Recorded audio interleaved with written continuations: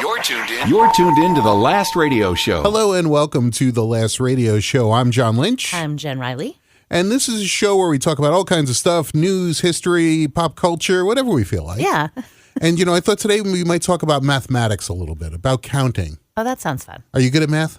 I actually am getting better. Oh, you're getting better, yeah, really? Right? Midlife, I'm getting better at math. Randomly getting better at math. I'm Okay, starting great. to appreciate it more, I should say. well, you know, you're dealing with money. You need to That's be true. good, right? That is true. Those are important things As to you get count. older, right? Absolutely. Well, we're going to be talking about counting. More specifically, we're going to be talking about recounting because we are going to be talking about the 2000 presidential election.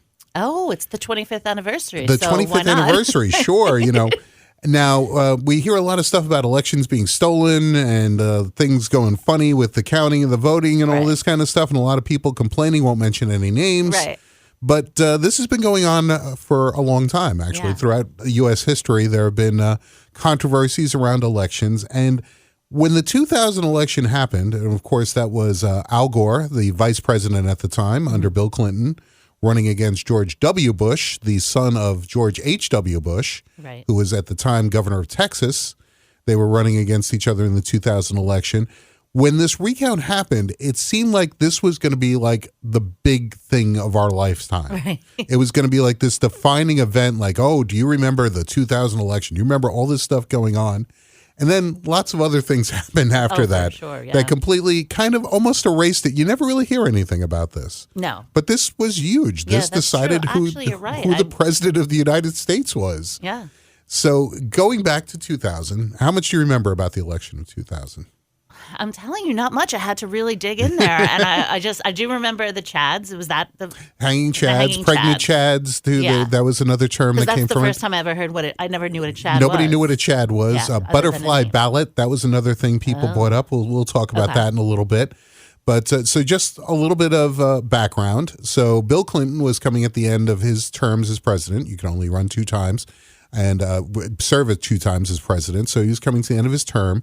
Had a pretty high approval rating, was pretty well liked, obviously had some controversies, you know, a little bit of drama there, especially in his love life. That's kind of tainted him in some people's eyes. So a lot of people thought, like, you know what, the country's doing pretty well, but, you know, this guy's morally suspect. Right. So in comes Al Gore, the vice president at the time under Bill Clinton. Which makes sense. Yep. They always run, right? Usually, yeah. A lot of times, yeah. And so he was, you know, part of the Clinton administration, but, you know, didn't have the drama. As a matter of fact, I don't know if Al Gore ever had any drama in his life. I don't think so. Because I think when you say, there's a lot of things you can say about Al Gore, but Mr. Excitement is probably not one of his nicknames. No, he's on the straight path. He kind of comes across as a little dull and a little flat, and that's probably his biggest criticism. Right. So running against him was George W. Bush, the son of the first George Bush. Now, at the time, George W. Bush, the second Bush, was governor of Texas. Right. And he decided to make a run and obviously got a lot of support, basically because of his name and who he was, the family, of course. The Bush family has a lot of history in politics. And he was, I think, if you say some things about George W. Bush, the first thing would probably be maybe a little on the dumb side. You know, that's what people used to That's what a lot of people would think about him, especially if you were gonna pick on him, if you were against George W. Bush. And he kind of had a little bit of, he could fumble his words a little bit. But he also was a little bit more, he was much more charming than Al Gore. Right. Yes. You know, he was definitely a person, you know, the old thing where they say, which one would you rather have a beer with? Yes, yes. And George won that one hands down against Al, because Al would probably just have tap water, it seems like. You know, again, not the most exciting. So Joe Lieberman was Al Gore's running mate. Pretty significant because he was the first Jewish candidate, major candidate on a ticket for the presidency or the vice presidency. He was a senator from Connecticut. And George W. Bush's running mate, of course, was Dick Cheney, who probably knows where all the bodies are buried, and you know, kind of an interesting guy. We don't really know a lot about Dick Cheney because he kind of likes it that way, and you know, he definitely is an interesting guy. And apparently, when they were trying to find George Bush's running mate, he hired Dick Cheney to put together a committee to figure out who should be his running mate. Oh, and Dick Cheney just said, "I'll do it," and you know what? Forget these other guys. Yeah, well, I'll save you some time. got you. You're going to pick me.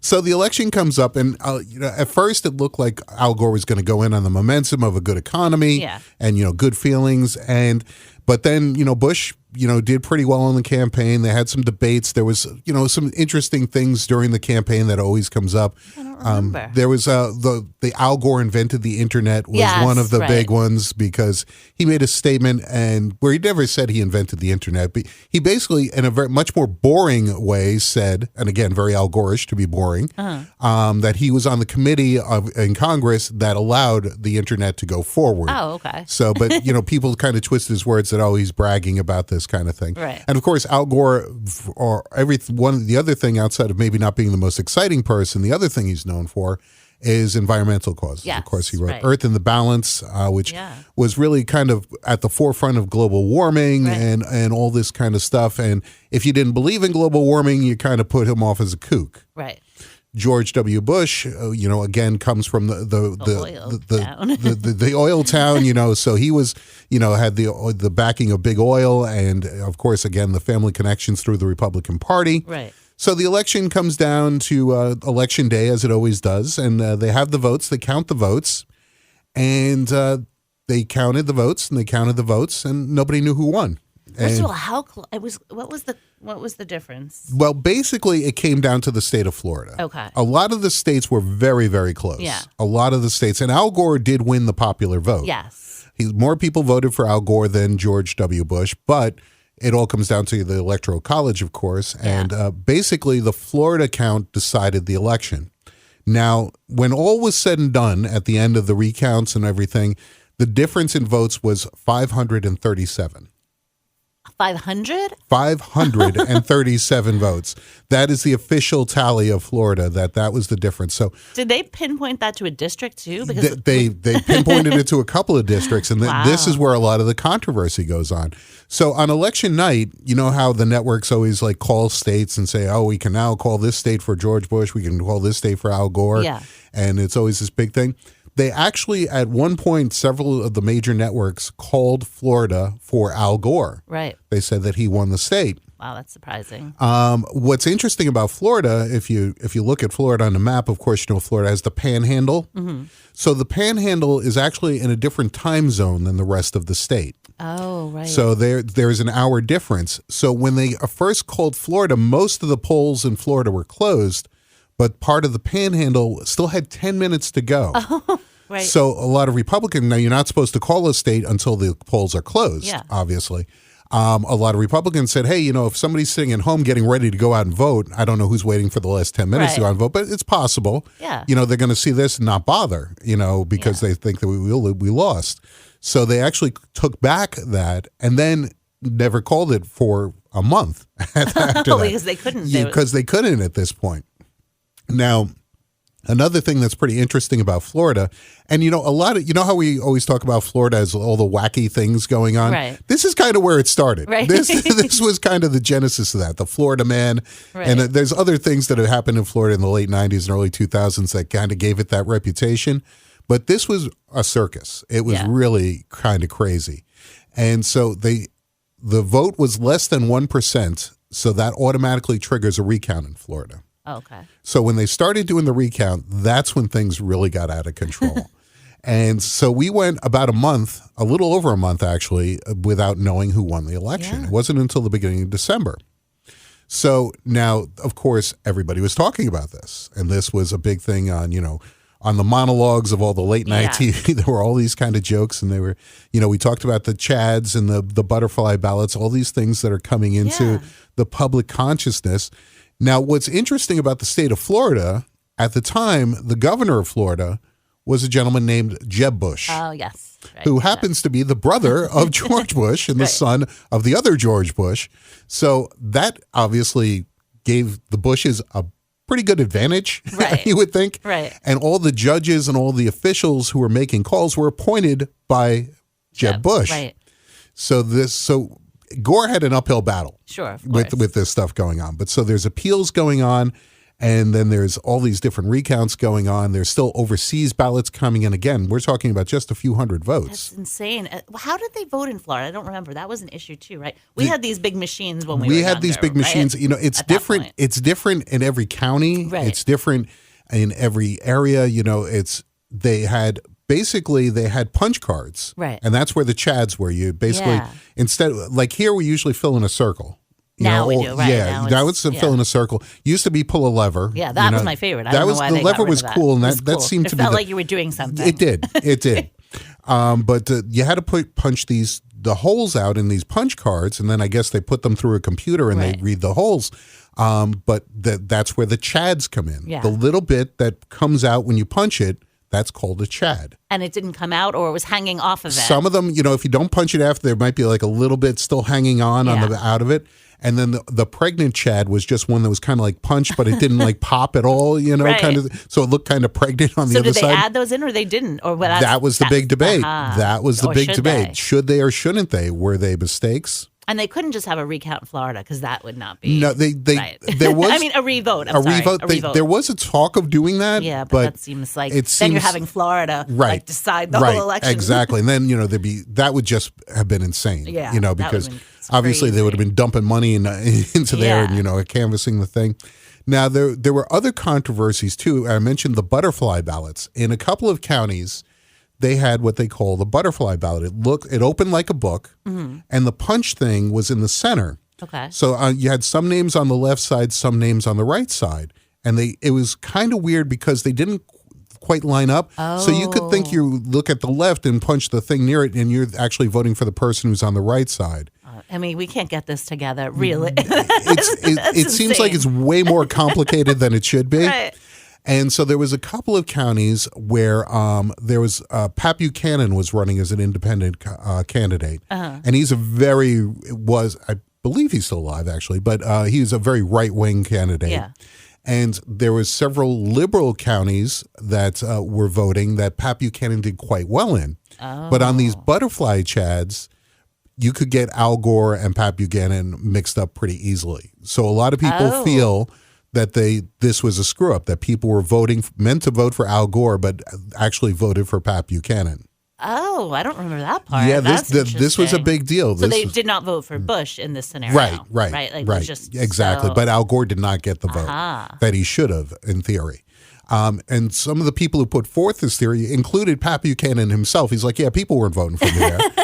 That's ridiculous. So was it enough to get Gore into? It would have been a couple of thousand votes. Oh, wow. So it would have actually made the difference. Oh, my goodness. And again, these overseas ballots they were still waiting on. They changed the deadlines and all this kind of stuff. And like, well, if there was lots of controversy of how well the ballots were figured out and how well they were counted. Right. They were being hand recounted.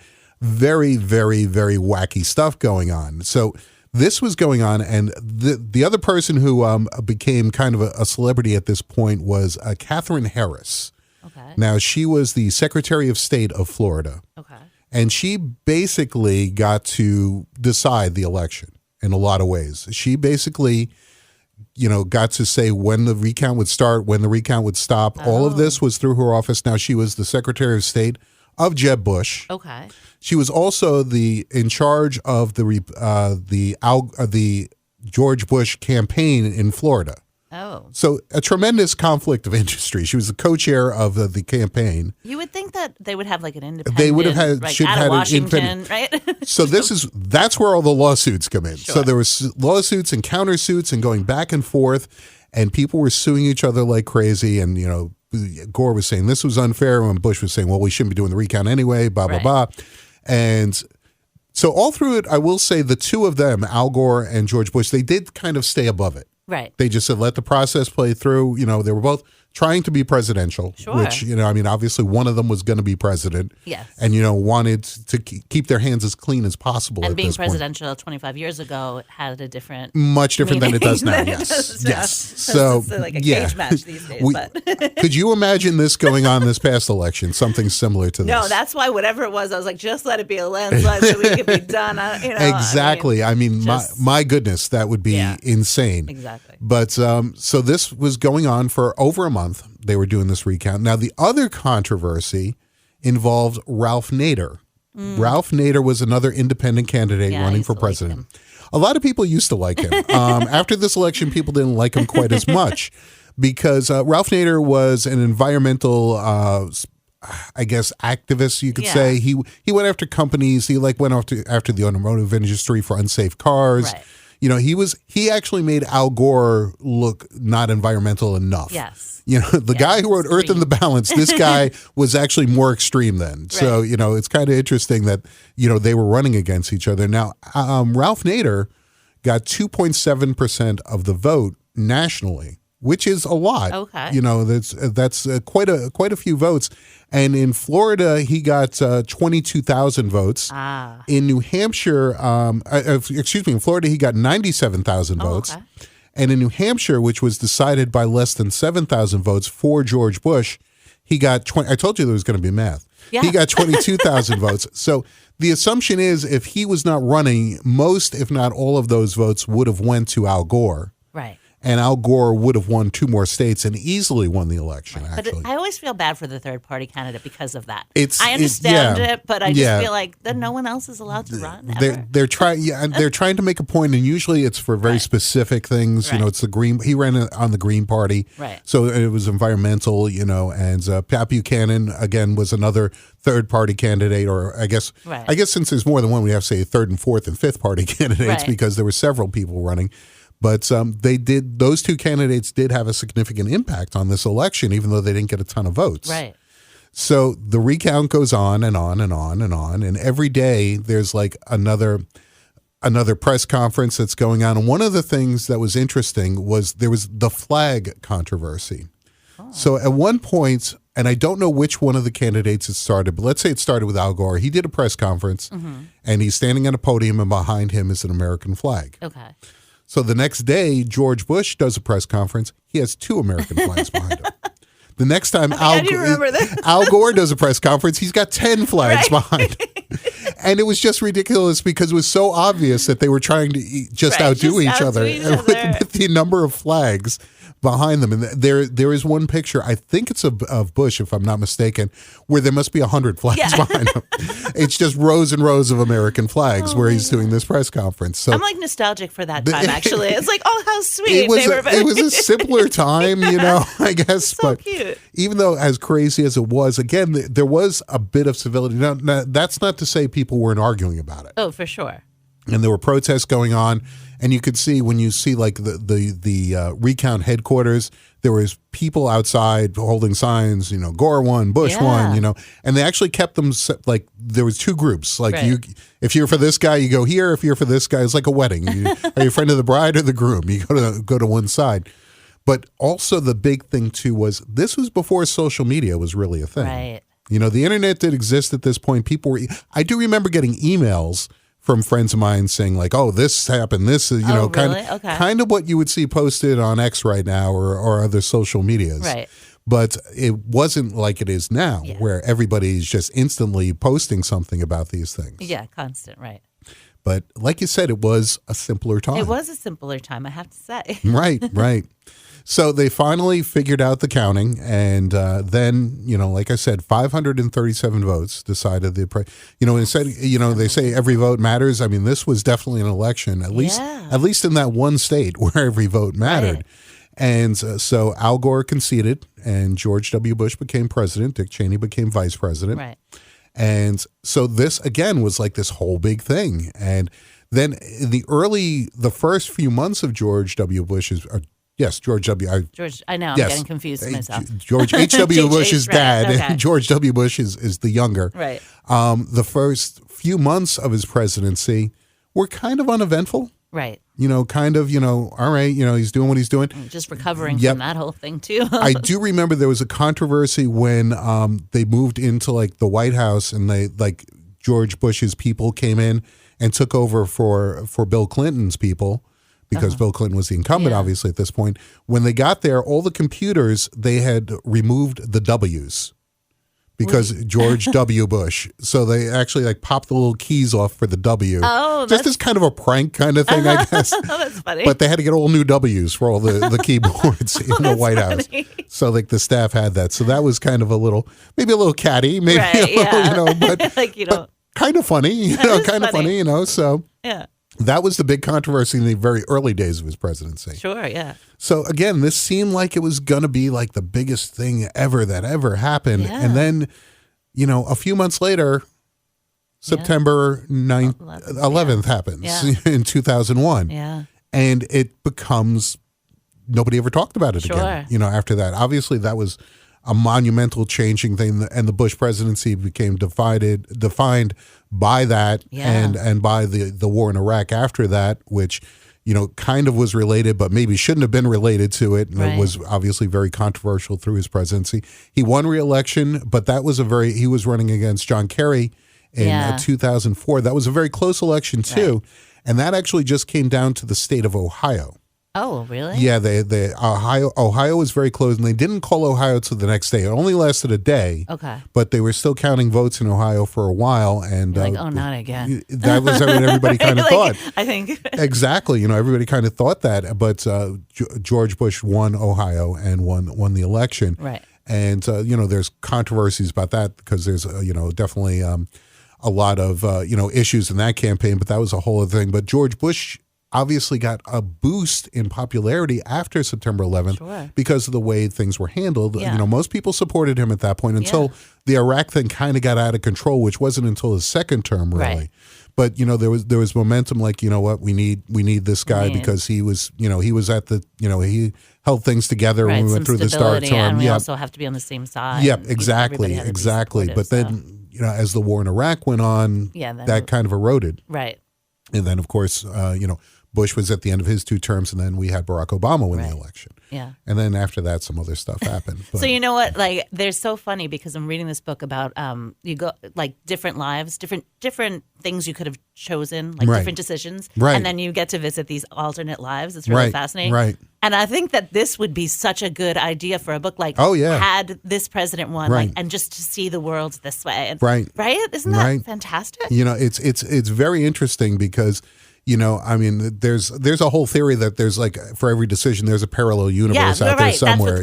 Exactly. And so this obviously in recent history was definitely one that would have what would it have been like if Al Gore was president when September 11th happened? How different would things have been? How would the response have been?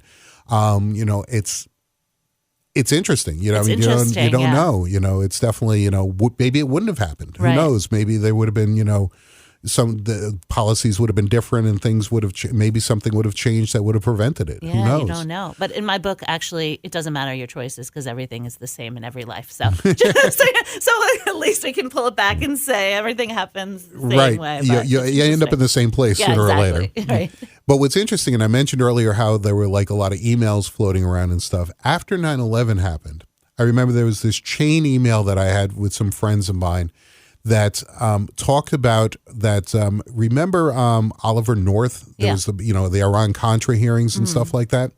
There was this story that they were Congress was investigating Oliver North, and he was speaking before Congress, and senators were asking him questions, and a senator asked him, like, what do you see as the biggest threat to America? And he said, well, there's a guy named bin Laden. And of course, was the mastermind behind 9/11. And they didn't. What year was this? This was like in the 80s, before before any of this happened. And there's this guy named bin Laden, and he's a danger. He's probably the greatest danger to the United States right now. And they just kind of blew him off. Right. Now the story was sent out that Al Gore was the senator who asked him that question. Oh, okay. And basically, it was like saying like Al Gore wasn't paying attention and didn't take this guy seriously, and that's what like. There are other versions of the story, if you get it from a Democratic friend of yours, that basically says that Oliver North was blowing it off and Al Gore was like, hey, what do you, this guy is the guy we got to worry about, kind of completely reversing it. How does anyone know? Is there a recording of this, or is it just none of it ever happened? None of it ever happened. None of it ever happened. Al Gore was not part of the committee that was investigating Oliver North. Oh, he was not. He never questioned him. Never. None of it happened. Oh. As far as we know, Oliver North and Al Gore never had a conversation. I wonder how long did it take for that to be exposed that it never happened? Because right now it's like instantly people are like, I think that's how it kind of floated around. And again, people were twisting it depending on their point of view. Yeah. And it was basically the same exact story, but they kind of changed it. Yeah. And that was kind of a thing, That was like the precursor to social media where just every minute, every second, something has changed. I mean, again, back in this time in the early, late 90s, early 2000s, before there was Facebook, before there was Twitter, before there was all this kind of stuff, but email, the internet was still there. And, because the internet started in the mid 90s. But people were emailing people. Yeah. So you had a group of friends you were emailing stuff to, and there was like a lot of chain letters kind of things. And whereas people are now posting like pictures of cats, people were emailing pictures of cats to each other, which was far more annoying because it was harder to ignore. Yes, right. Because you had to check your email. You had to check your email. You had to go delete all of those. And delete all the crap that was being sent to you by these other people. So then these people, the elections, they used to promote themselves by email too. I don't remember that. Basically. That was, that was when going back to Bill Clinton, when he left office, they archived like all his papers and everything. They archived all of his emails. How many emails do you think Bill Clinton sent? Oh my goodness. I don't know. How many? 2. I was going to say it must be like 10. He sent like 2, which is kind of ironic because there was some controversy about Hillary's emails years later. But at the time, he was the first president to have an email account. Okay. And he sent 2 emails. One was a test. One was just the word test, which we all sent when we first set up our email, that test email. And the second email was to the space shuttle, to the astronauts in the space shuttle. So talk about extremes. That's cool. He was actually sending an email to outer space. And that was the only legitimate email he ever sent. Well, maybe he was one of the first to get the email, right? So who was he emailing? Only the guy in space. Exactly. The astronauts were the only other ones who had that. So that's wild. That's the nonsense that was the 2000 presidential election. Wow. It's all a precursor to this. Yeah. Now, what's interesting, as I mentioned, Al Gore did win the popular vote. Right. So kind of, where are they now kind of thing. Yeah. What's interesting is a lot of people just assumed that Al Gore would run again in 2004. He came very close to winning. Right. And they figured, well, he'll come back and run again. Right. Never really did. Never really did anything politically after that. I think, though, this is a personal opinion, but once you lose, I feel like you need to bow out because it's just, you need somebody with momentum. That's still like, I don't know. I just feel like let somebody else have a shot. Donald Trump didn't think that. I know. Wow. That's what I'm saying. But, I always thought that once you lose, step aside. There's a lot of people, throw your support behind someone. But Al Gore still does his environmental thing, and you still hear him speaking and stuff like that. He appears in like some science fiction shows and stuff like that because he's a nerd. Does he talk about politics ever? Not too often. Right? Not just the environmental aspects of politics. The policies we should do about this kind of stuff. Obviously, George W. Bush had his 8 years as president, and but once he was done, you don't hear too much from him anymore. He just true. He does. It was kind of interesting. Some of the other names involved with the election. That was where John McCain first came to prominence because he was running again in the primaries against George Bush. Oh, he was. That's right. So that was the first time, and they kind of butted heads. So they always had a contentious relationship. But he, he obviously ran for president after because Dick Cheney did not run. Yes. Dick Cheney is not really a guy you want out front. Right. He's not a front man, for sure. He's a behind the scenes kind of guy in a lot of ways. That's interesting. I forgot that he didn't run. He's because they usually do. Usually, a lot of times the vice presidents do. Obviously, we had when Obama's term ended, Biden didn't run because his son had just passed away, and he just kind of felt like he needed to step away at the time. Oh. So that's when Hillary Clinton, who was the Secretary of State, came in. But then Biden came back 4 years later and ran and won. Oh, my goodness. I totally that's kind of an unusual thing, that's a vice president, comes back after that term. Nixon did that too. He lost to Kennedy, but then 8 years later, he ran for president and won. So it's kind of interesting because he was vice president with Eisenhower. Right. Before. Then he ran and lost, and then he came back. Right. He came back and ran. So there is some other times where stuff like this has happened. But and again, the interesting thing about the 2000 election is Al Gore did win the popular vote. Right. And that's only happened 5 times. It happened 4 times before and 1 time since 2016.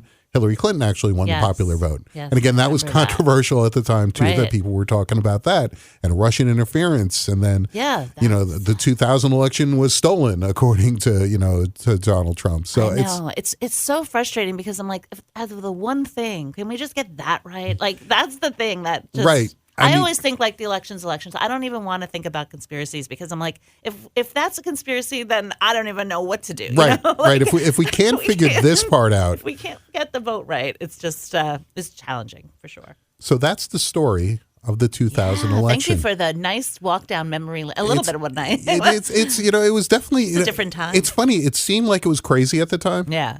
And now it doesn't. It almost seems quaint. It does. That's what I'm saying. It seems like, oh, how cute. And the shot and the... But this was a big deal. They were deciding the leader of the free world. At the turn of the century. It was crazy. And again, kind of crazy to think it was 25 years ago now, 25 years ago, man. Yeah. A simpler time, those early 2000s. Hanging Chads. The butterfly ballots just flew away one day. I hope they got rid of those butterfly ballots. That was bad design. I think so. You think you could just have like two buttons, one with a picture of one guy, one with a picture of the other person, and just hit the button. That's it. A red and a blue button, red for Republicans, blue for Democrats. Right. Boom. That's simple. I know. Why should anything be simple? Thank you for listening to The Last Radio Show. Check us out on Facebook at The Last Radio Show. The Last Radio Show. The Last Radio Show.